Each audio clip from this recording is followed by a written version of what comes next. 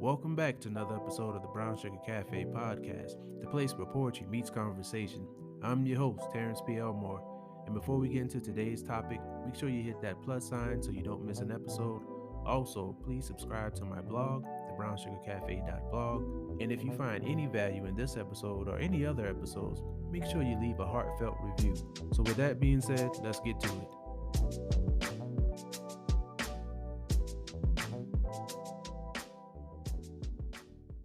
Welcome back to another episode of the Brown Sugar Cafe podcast. I hope that you all are doing well. I hope that you all are enjoying this season so far. I've had some really good guests on, and I'm just going to keep the ball rolling and have another wonderful guest. Please go ahead and introduce yourself. Hi everyone, my name is Jaydn James. I just graduated in 2023 from the illustrious North Carolina A&T State University, Aggie Pride. And I'm here in Charleston, South Carolina now, back home. I am currently going to MUSC to pursue my master's in public health, and I have a podcast called Hashtag Black Women Know Sports, where I interview Black women in the sports field, whether that's through interviewing or if they are an active player or if they played before, if they coach, and also just a lot of other different unique things that they do in sports. I think my most popular episode is with journalist Taylor Rooks. And so if you know who Taylor Rooks is, she is that girl. And so everyone loved that episode. And Yeah. I'm grateful for the platform that I have. Wow. Well, first of all, thank you for taking time out of your busy schedule to be my guest. Your podcast is one of my favorite podcasts. I remember when it was announced that you were starting it, I was like, wow, hashtag Black Women Know Sports. This is pretty cool. I want to see what it's about. And I was not disappointed. Every episode, you have something very informative in there. You have some wonderful guests. Uh, what's interesting to me is that with some of your guests, they're like the first Black women to X, Y, and Z, and some of them are young. And I'm just like, wow, like we're still having the first Black woman to do X, Y, and Z in this day and age. So I want to thank you for having those guests and spotlighting Black women in sports. Oh, of course. Yes, it's definitely my passion. And one of the Black women that you were, I guess, alluding to earlier, Kalina Williams, she was the first Black, I think, the first Black NFL photographer. And then she's worked for the Dallas Cowboys now. And so just interviewing her and getting her perspective, she didn't feel comfortable even having that title at first because she didn't know if she deserved it. But Mm. her work is amazing. And so you can really tell that she puts a lot of hard work and dedication into her photographs, into interacting with the players and making sure she's grabbing really nice, intentional images. And so, yeah, she's awesome. How did you always love sports? Like, how did you get into sports, first of all? Yeah, so I loved sports when I was younger. I loved playing it. But the older that I got, I loved watching it. I remember my first love was basketball. And then I tried to get into football, but I thought it was too rough as a kid. But then I found out that my cousin played in the NFL at the time. My cousin is Calvin Johnson, aka Megatron, so he's Yeah. pretty good with the Lions. And whenever I found out that he was in the NFL, I was like, "Oh, this is the same guy that I see at the cookouts." I was like, "I have to, watch and see what he's about." So I watched his games, and that's whenever I started becoming more interested in the NFL. I think I really love the stories of sports. One of my favorite sports stories is that of Wayman Tisdale. Not many people probably heard of him, but he lost his leg at some point due to cancer. And he was like, well, I don't know if it was exactly cancer. I have to look at that up, but I think it was cancer. But he was like, "You can take my leg, but you can't take my spirit." And that stuck Mm. with me the whole time because I was watching that on NBA TV, I believe, and just hearing that as a high schooler, it just really resonated with me, and it's something that I'll always carry with me. And so yeah, sports just has so many stories. It has so many amazing players and athletes, and just a lot of talent. And so that's where my love for sports began. Yeah. Yeah, I did see that Megatron is your cousin. I'm not a Lions fan, but Megatron and Barry Sanders, those two players I just love to watch. I have my sister and my cousin are Lions fans, and if it wasn't for those two players, I wouldn't be watching the Lions. But Yeah, when I saw that, and then, it's I often have this conversation with people about when someone's famous and they're your family member. Like you said, like, this is my cousin's like, "Oh, he plays football. Let me see what this is about." And for us, it's kinda weird because I remember watching, it might have been was The Last Dance when they were interviewing Michael Jordan kids, and they were just like, "This is just dad. I don't see the excitement." But Yeah. to us, it's just like, "Wow." Yeah. Yeah, exactly. And it's kind of funny too. Growing up, my dad is a local news anchor, and so a lot of people, Yes. a lot of kids saw him on TV growing up, and they would always ask me, they'd be like, "Jaden, what's it like to like go home and see your dad on TV and everything like that? Like he's famous." I'm just like, uh, I don't really feel, it's just normal. It's just how life is. That's my dad, and he's on TV, and I'm eating dinner. That's it. Yeah. Yeah, I had your father on the podcast last season. It was a very good conversation. I'm a fan of your father's as well. I actually got a chance to meet you and the rest of your family at an event in St. George. I can't remember what it was exactly, but it was a pleasure meeting you all. I'm so Dang. glad for the opportunity because I saw y'all and I was like, "Oh man, that's Raphael James and his family." I was like, "Nah, I'm not going to bother them."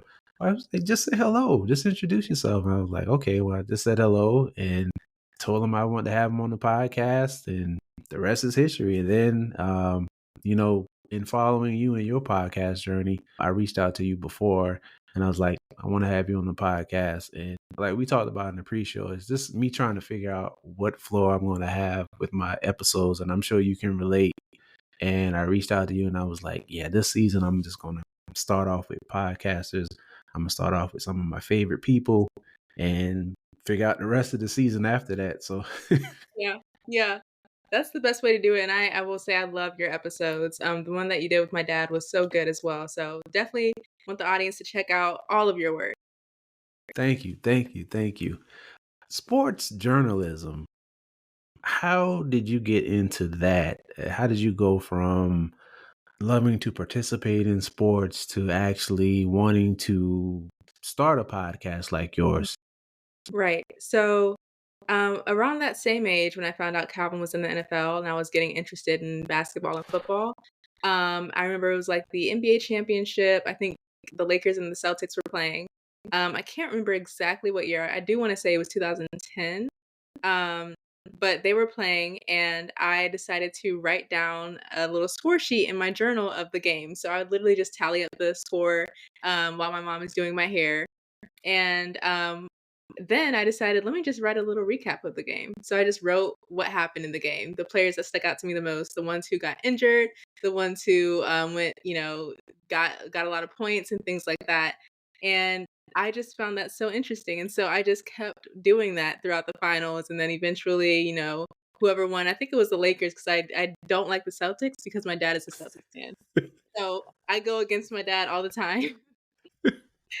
So, I was happy with the results, and, after that, I was like, "This is something that I'm kinda interested in." I love writing about sports, I love, reflecting on the games, and I just was always interested since that moment on just getting to know sports more and getting to know the players.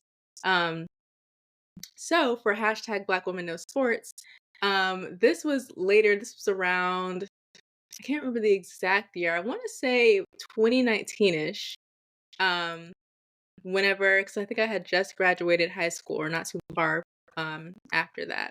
But Taylor Rooks came, she posted something on her story saying that she was going to be at North Carolina A&T, and she was going to be doing, I guess, moderating a class between Chris Paul and Anita Elbers, because Chris Paul was trying to bring a class on business to A&T, and she was gonna be there. So, I reached out to her and I was like, "I would love to meet you in person." And for more backstory, before that even happened, I made a T-shirt that said, hashtag Black Women Know Sports, and then 6 Black women that I look up to on the shirt. And so I posted that on Instagram, and I tagged Taylor and the woman, and they loved it. And Taylor was like, "We have to meet one day." She was trying to figure out ways that we could meet, like either she could fly me out to New York or things like that.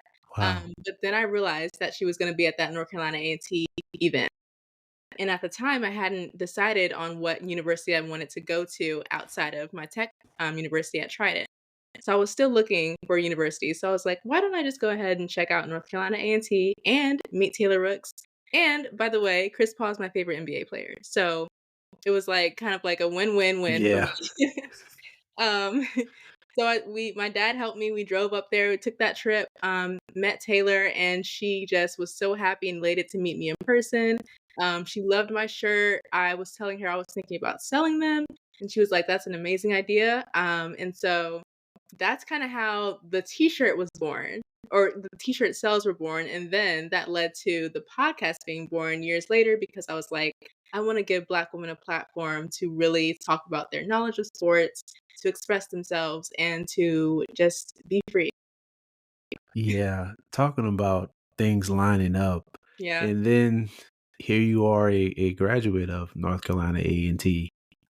Like exactly. how that just Yeah, that was my first official visit of the campus. Oh, really? Yeah, that was the first time I had ever been there. And so, because I was doing that college search, like, where do I want to go after I Ah, finish up yeah. these first couple years at this school? Where do I want to go for my further education? And so I walked around there and I loved it. I just love the HBCU culture. Like, there's really nothing like it. If Yeah. there's nothing like it. And so I fell in love with that. I met some guys there who were a part of the journalism program, and they were like telling me who to get in contact with. And so that helped tremendously because not many people, whenever they think about A&T, they think about engineering or nursing or something like that. Yeah. But our journalism program, it's a little small thing, but it's really nice. It's really, they really care about the students, and I was able to work with the athletic department. I was able to go to these games, work in the skybox, interview athletes. I met J.R. Smith. I mean, because he went to A&T. Yeah. So just got to do so many different things that I never thought I would be able to do. And to do it at a HBCU it meant the world. I can attest to that. I went to HBCU too. I went to Benedict College, and there's just nothing like that experience. My family went to most of my family went to South Carolina State, but just I don't know. I think it was a different world that Yeah. really made it like real for me to like, because I wanted to go to Hillman until I found out it wasn't real. I was I was like, "Oh, no." I was like, "Are you serious?" I was like, "But I saw the graduation. What do you mean it's not real?" Right. Funny. I had a guest on here, Jay Milling Wise. He went to A&T as well. It's interesting how small the world really is. Especially when you go to HBCU, you go places and you meet people, and it's like, "Yeah, I went to so and so." It's like, "Whoa, you did?" I've met some people that went to Benedict and I would have never guessed, and just having conversation.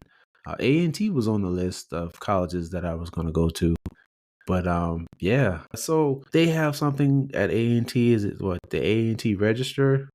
Yes. So the ANT register, yes. I worked with that. So I was a contributor. So I would contribute some papers every now and again. Normally they would have it once a week. They would have contributor meetings. And so Yeah, basically they take out the whiteboard and like they write down stories and you choose whatever story you want to write about. And so that was super fun. I would always kind of stay with the score, which was our sports lead and our sports story. And that opened up so many opportunities as well. We also have Aggie News, which is our news like production. So we have like a mini news, center inside of our building. And so on Mondays or whatever day it would be, students would go in there and we'd have two anchors at the desk. And then throughout the previous week, you'd send in your packages and things like that that you want to be displayed. And so then those would be implemented into the newscast. And eventually they would play it on the TVs inside of our building. So it was kind of cool walking around and seeing yourself like, hey, that's me whenever I yeah. entered this day. So yeah, that was really fun. You made me think about when I was in high school. I wanted to be a part of like the journalists. They had like a journalism class and some other things, and we had TV. But it seemed like I could never fit that into my schedule. And I was thinking about this like last year sometime. It's like I always wanted to do that. And then here it is, I have a podcast. And I was like, well, it still happened. My sister, who's younger than me, fortunately, she was able to be a part of that. And I was like, wow, that is so cool. She is a videographer and photographer now. your world on film. And I'm so glad she had that opportunity. So, being in that environment, did it make you feel like you were on the right path and did it help fuel your passion? It did. It definitely did. Yeah, I don't think I created the podcast until goodness, I'm not really the best with years, but I Me think either. okay. Me either. It's okay. Yeah, okay. I think it was around 2022, or 2023, I believe, somewhere around one of those years. I think ever since COVID, I'm just like, I can't. Yeah, But that's all of us. yeah, yeah. But, yeah, so I was at A&T at that time, and so, there are a lot of Black women in sports at A&T, and I did not even realize just how many women wanted to support me with my idea, who wanted to be on the episodes. I mean, I've interviewed so many Aggie alum, and they are just amazing, and so Yeah. it really helped, and then the professors there, they were so helpful and definitely wanting me to do this, and so, yeah, I being at that school I needed to be there in order for me to feel the need to launch this podcast and feel confident in myself. So, what has your journey been like from your first podcast to now? Like, what has your experience been? You said it yourself, you've had a lot of guests, you've met a lot of pretty big names. So, what has that experience been like? Yeah, so that's such a good question. The experience has been good, I think. The first episode that I published was my interview with Lisa Salters, and I interviewed her in 2021. And I didn't want to upload it though because I thought I did a bad job and I didn't want anyone to hear it. I was very, insecure about it. But I was like, "You know what? I might as well just make this my first episode, get out the way, and just publish it." And so many people learned a lot from that episode. Even I learned a lot just, about myself and about my interview skills.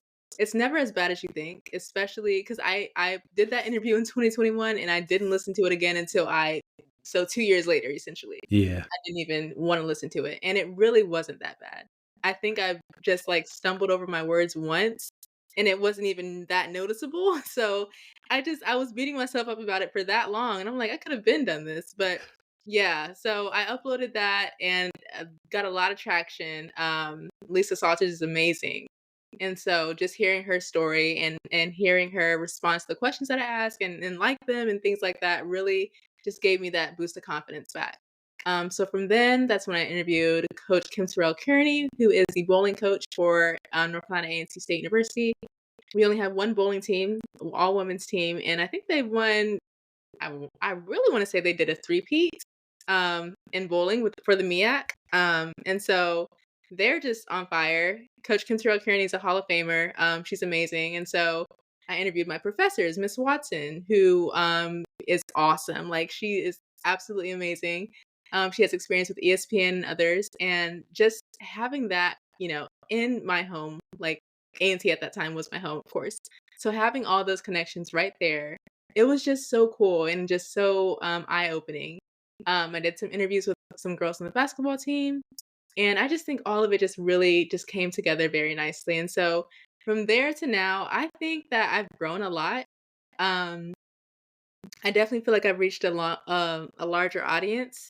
Um, and I definitely think that it's going to keep getting bigger from here. I just have to keep being confident. And I think that's the biggest thing is like I think we can't compare ourselves in this journey, Right. especially as podcasters and, because I built this, from the ground up from the t-shirts, like this was all my idea. And so sometimes it can be a little bit discouraging if you don't feel like you're getting the attention or the work that you put in. I mean, you can work on these episodes for hours and only get a few listens and then you're like, "Oh, like, is this really what I wanna do?" Yeah. But it's deeper than that. It's the passion, it's the desire to get this stuff out, and so, yeah, that's how my journey has been. That's it. You said it. It's about the passion. If you're starting this off to especially you're starting off to make money or you're starting it off to get 1 million downloads in your first episode, you're going to be in for a rude awakening. You have to have the passion. It has to be there. It has to be something you enjoy doing. And I took a while to start my podcast. It just, I don't know. I just kind of drug my feet with it. Just had the idea one day to turn my poetry blog into a podcast. And at that time, I was writing blog posts weekly, and I was turning that into my episodes. But after I got into the groove, I just stopped writing the blog posts and just started doing episodes. And like, I think I might have had one or two guests my first season. And then I was like, you know what? I kind of like this. So then started having guests and more guests. Occasionally I'll do a solo episode, but I do enjoy interviewing people and having guests on. I think that makes a difference as far as like really telling if you really have a passion for it or not. Because you could just trick yourself into saying you like it and you could just record something anytime. But we're actually scheduling and sitting down with people. I think it just really lets you know like where your passion is, and it really, can kind of expose whether you really want to do this or not. Yeah, that is so true, especially those no's that you get sometimes where you're like, "Oh, this would be a perfect guest," and then they're Yeah. like, either their representative is like, they can't do it at this time, or they're super busy with, other, things that they have going on, and you're doing this from the kindness of your heart, of course, to bring exposure to them, and you can just there are a lot of ways to get down on yourself, but there are also a lot of ways to pick yourself up and realize how far you've come, and so yeah, so I appreciate that question just in general, just for now I can reflect and be like, "Yeah, I've kinda come a long way." Yeah, yeah, you have. You putting those episodes out into quality episodes. To me, it's just so cool whenever there's somebody doing something as far as representation, especially something with black women. I know it's hard for women in industries as a whole, but especially for black women. So I really appreciate what you're doing. Is there any advice that you would have for any young black girls in sports or anything as far as getting their foot in the door or as far as just following their dreams? Yeah, I would definitely say networking is good, especially if you're trying to get into the journalism, sports journalism aspect. Making sure that you're making these connections with people, always, trying your best to appear your best self. Of course, we're going to have days where we're just not feeling it, but to always, tap into who you are, remember who you are at your core, and then become that person when interacting with these people. Authenticity is always going to be the best. I remember I was like, I don't know, like maybe I talk too fast, maybe my voice is too high. Like I wanted that perfect, kind of mix. But Yeah. at the end of the day, your audience is going to be your audience, and they're going to listen to you and what you have to say because they like to hear from you. And so yeah, I would just say those two things really. Speaking of voices, I know before I started this podcast, the sound of my voice used to just annoy me. Like anytime somebody would play something back, I'd be like, hey, turn that down.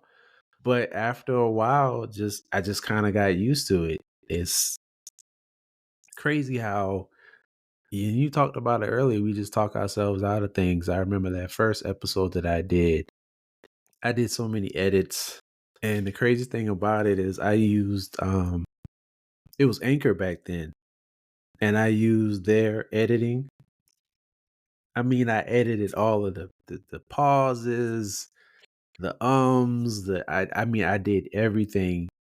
And then when I went when I went to upload it, something said just let your wife hear it first.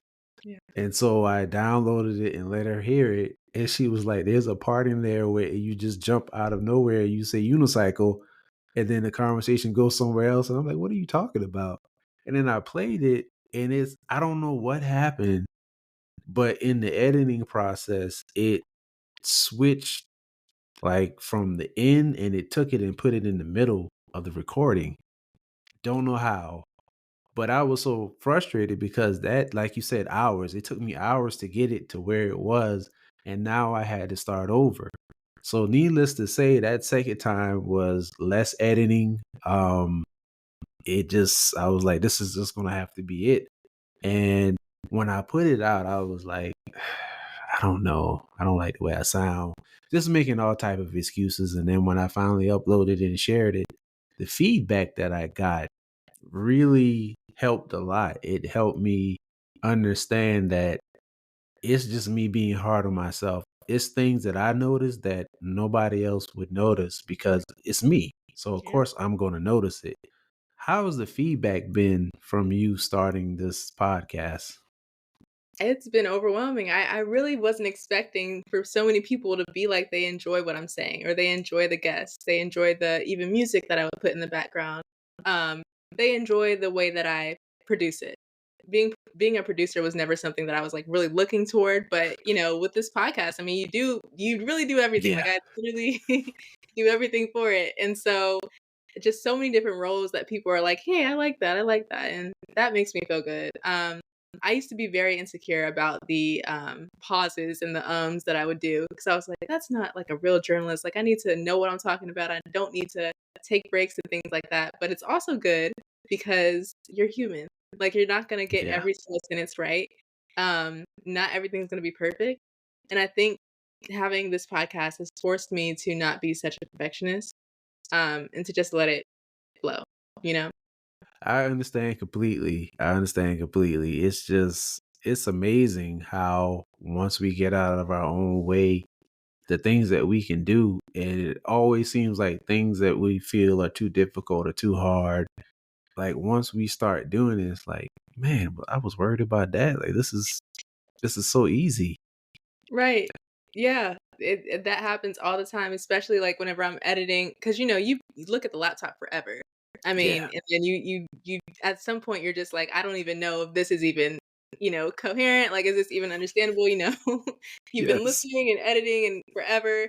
But whenever I took a break one time, I just took a break, and then the next day I listened to it, and I was like, this actually sounds good. So sometimes you just gotta give it a break and relax for a minute and then pick back up, and it should sound okay if you are confident in yourself. Yeah. I, Mhm. I love your intro and outro. How did you come up with that? So it's so funny. So the intro, I just like to introduce the audience or my guests now because I think it kind of just adds some more to it. I Mm, noticed yeah. that a lot of my guests, they do like to introduce themselves, but I feel like I can summarize a little bit more about them instead of just being like, here's so and so, and then they say their name and then they go on to say more. I feel like I could add a little bit more flair, just personally. And then so the outro was kind of like the same way, just be like, hey, thank you guys for tuning in. I hope you have an amazing, whatever week, and then we'll have an amazing guest this next week or whatever. And so I just think it just kind of adds some more flair to it. But the music is actually was given to me by my pastor. Oh, I okay. think he used to do like a podcast at some point, and they don't use Wow. that music Yeah.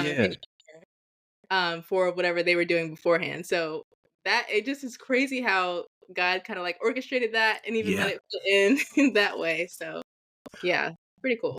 Wow. Yeah, that is cool. Yeah, It's like they had it in waiting for you. I know, right? Yeah. Man, who I should say rather, who is one guest that you would like to have on the show that you haven't had on the show yet?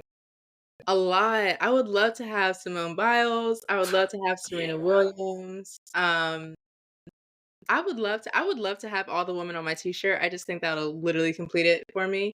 But yeah, I've had I think Taylor I think is the only one, but I have communicated with others other the women on my t-shirt. But yeah, I would love to have them. Just honestly as many black women in sports as I can get because I just really want to make sure that they are given a platform for them to express themselves and for other black women in sports to feel comfortable listening to them and expressing themselves as well. This young girl in my church, she told me how much she loves my podcast. And, I was like, whenever you're editing it, you don't really think about everybody that you could impact. You're just really Yeah. looking at the perfectionism of it and things like that. And so for someone so young to be like, I may have inspired them to go into journalism or I made them feel seen as a black woman in sports, that means a lot because that's impacting generations. So it's a really, really good feeling. That is what you're doing is very important. And as you were saying, I was just thinking about Taylor Rooks and then you and then now her. It's like it keeps going and it keeps going. And if we don't step up and we don't do what we're supposed to do, or we don't use our God given gifts and talents, people miss out. Not saying that, she would have never seen anybody, but we don't know. Maybe she wouldn't have seen anybody, or maybe it would have been later on in life, or let's say Taylor Rooks didn't didn't have the confidence in herself and didn't do anything, who knows? So I think that it's very important that we use our voices, and I'm glad you're using your voice, and not only just using your voice, you're using your voice to spotlight other people and giving them a bigger stage, a bigger audience to use their voices. So I really appreciate that. I'm glad that you're doing this. Like I said earlier, when it comes to women, things are not as easy, especially Black women. And sports. I mean, oh my gosh, it's amazing, like how some guys don't like women commentators. And I just like, what's the big deal? I mean, obviously she's qualified, she knows what she's talking about, but you have this male ego thing where you're thinking that she doesn't know what she's talking about in sports. I'm like, she's here for a reason. Right. It's because 'cause they're not used to us being in these fields, and they're not comfortable with it, some of them who are very, man, for lack of better terms, like, they don't like it when women can take a job like that, "take" in quotes, right? They don't Yeah, like it we're qualified. They don't like it whenever, we can dress pretty and do whatever we want to still but still be business and still mean that and still, be on our P's and Q's and things like that. But it's just the reality. Like, we are so powerful, so strong, and we can literally do anything we put our mind to. It's just that we're in the society that really deems us as very little. and I've just always been I don't know if it's because I have a lot of female cousins or what, but I've just been the person that I love sports. I don't care if it's women's sports, men's sports. I'm watching it. I'm rooting for whoever, and that's just how I've always been. And honestly, I don't think I've ever, you know, been like, oh, okay, here's a female commentator. This must be female sports. Or I must be, something like that. I must be on the wrong channel, whatever. I'm just looking for the information Yeah. and who can deliver it. Yeah. Yeah. I mean, and that's what we do. We deliver the information and we do it in a way that's very poised. I mean, we have to fight against so many different people commentating on us like, "Oh, why did she dress like that today? Why did she show this part of her body? Why did she like why can't we just do our job?" Like, why Yeah, can't we just feel comfortable in our own skin and what we know and, not be beat up about what like our makeup or our hair or definitely even our obviously our skin color. I mean, just things that are so small compared to what we're actually supposed to be doing. exactly. Have you experienced any obstacles during your journalism journey, and if so, how did you overcome it? So that's so I ask my audience that question often because so many of them are so much more experienced. I haven't personally. I do think that I maybe haven't done something because of the fear of how people may feel about me being in this space and environment. And I wish that I wouldn't let fear hold me back in certain instances. But I think the more that I'm doing this, the more women that I talk to, the more confident I'm becoming, which is another reason why I think this platform is so important because if we ever second guess ourselves, you have about like 50 episodes of Black women doing their thing that you can look back on and get that confidence back? Yeah, that's very true, especially when you haven't guessed. Like I last poetry month, I had like 9 episodes, I think. Yeah, it was a lot because I reached out to a couple of people just in case, and everybody said yes. So I had to work that in there and get everybody on there. And some of the people I spoke to were slam poets and people who do spoken word. And in talking to them, they got me interested in doing spoken word. Like I'll read my poems, but like the passion behind it, like these spoken word artists have, I was never really interested in that. And then just talking to them, it's like giving me the confidence to at least try it out. And then hey, maybe I'll enjoy it and maybe that'll become a thing. But I think without actually talking to them and having conversations with them, I may or may not have entertained it, but talking to them, it helped, pique my interest. And I'm like, I think that's something I can do. And everyone I talk to is like, yeah, just try it out. I mean, you won't know until you do it. Exactly. That's the biggest thing. Like, you just have to try it. And I know it's intimidating and it's scary because it's like, this is outside of my comfort zone, but once you try it, you'll realize either A, you don't like it and then you can move on, or B, that this is something that you can build upon and that you're actually really good at it. And that this can motivate others. And so I love it. I love just the fact that you just tried it and boom. Yeah, this is a really good conversation. I'm so glad that our schedules finally worked out, and then we were Yes. able to, yeah, have this conversation. One question that I like to ask everybody, and it could be anything. I mean anything, but like, what's one thing about you that people don't know that maybe you wish more people knew? That's really interesting. Let's see. Well, I like K-dramas. I don't know if anyone watches Korean dramas or anything like that. I love watching them because I think the storylines are amazing. I love just the plots and I love the cinematography the most. And Yeah, so as I watch them, I just been picking up on Korean language. So I don't know much, but I know a little bit of yeah, Korean. So that's maybe one thing that people probably wouldn't know that much about. yeah. I like the K dramas too. I think the first one I got into, I can't even remember the name of the movie, but it was pretty good. It was pretty good. Those are movies and shows and things that you have to really be dedicated because subtitles, you have to pay attention. Yeah. If you miss something, that's it. Yep. And don't dub the dramas. I don't like it when people dub it with the English No, translation yeah. authenticity. Yeah, yeah. I will tell you that uh what is the oh my gosh, what is the name of the show? Shogun. It was on Hulu and I think FX. Is it like Parasite or something or Parasite was the K-drama. okay, That's the first one that I ever watched, and that was a really good movie. it was. That was really good. I was really shocked at how much I enjoyed it, and I said, "Yeah, this did deserve an award because it kept me guessing all the way through, and I definitely did not expect the end to happen how it happened, but yeah, that was very good." Um, when you were talking about the voice dubbing, it's yeah, Shogun. It's on Hulu and FX.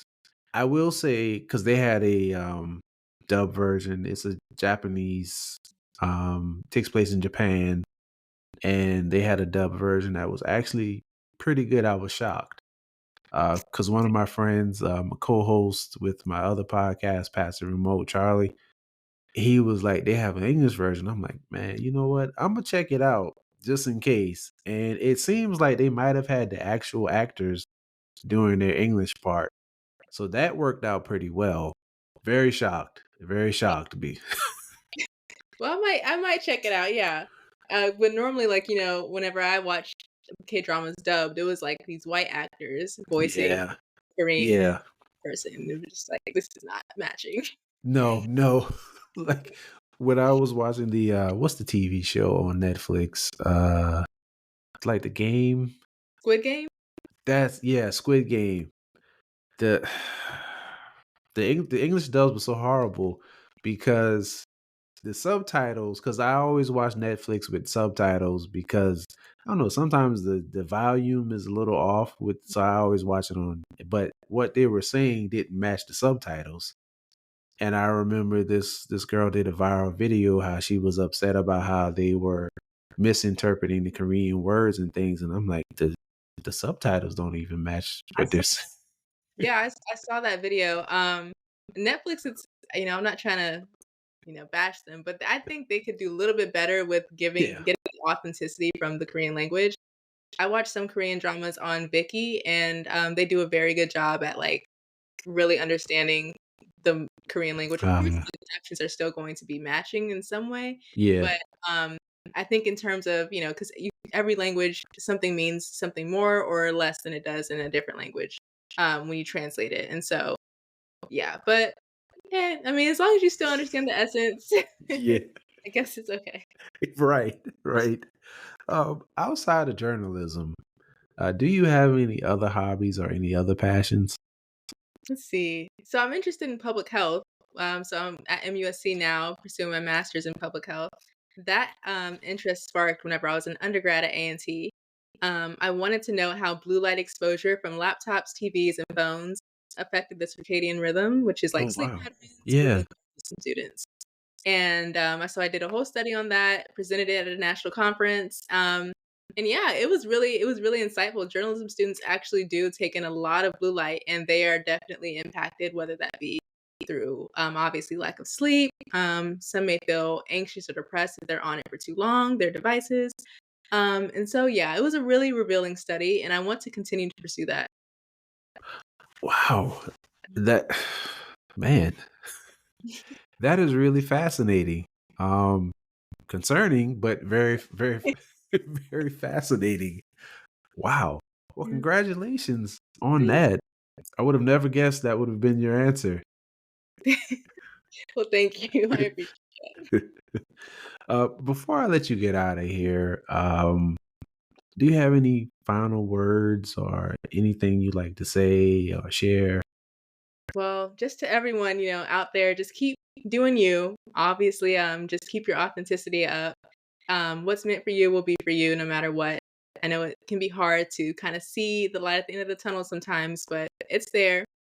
God always has a path, and as long as you stick to who you are and what you believe in, everything will work out just the way it's meant to be. Wow.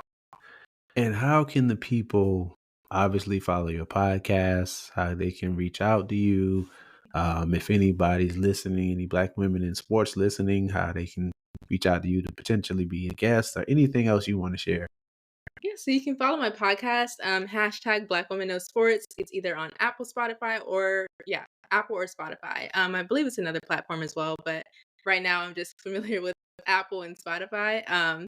And then you can also follow Black Women Know Sports on Instagram, and you can follow me on Instagram at Jaydn Rain, JAYDN RAYN. And you can, if you want to be on the show, you can reach out to our Instagram account or Black Women Know Sports at gmail.com. Okay. Well, you heard it, everybody. I will have her information in the show description. Please, please, please check out her podcast, follow her on Instagram. And even if you know somebody, a black woman in sports, refer them to her podcast, to her page, and let's keep this thing going. Jaden, I want to thank you so much for your time. I want to thank you for being my guest. This was very, very insightful and inspirational too. You got me thinking about some things when it comes to my podcast and some different things I can do. So I really appreciate this conversation. Of course, I appreciate you having me, and I once again love your platform. Keep up the great work. We got this. Yeah, yes, yes. Thank you. Thank you. And to my listeners, remember, keep pushing forward. Thank you for tuning in to another episode of the Brown Sugar Cafe podcast. Once again, I'm your host, Terrence B. Elmore, and this is the place where poetry meets conversation. Hit that follow button and turn on your notifications so you won't miss an episode. Check out my blog, thebrownsugarcafe.blog. Also connect with me on Instagram at The Brown Sugar Cafe. Hope you enjoyed this episode, and as always, remember, keep pushing forward.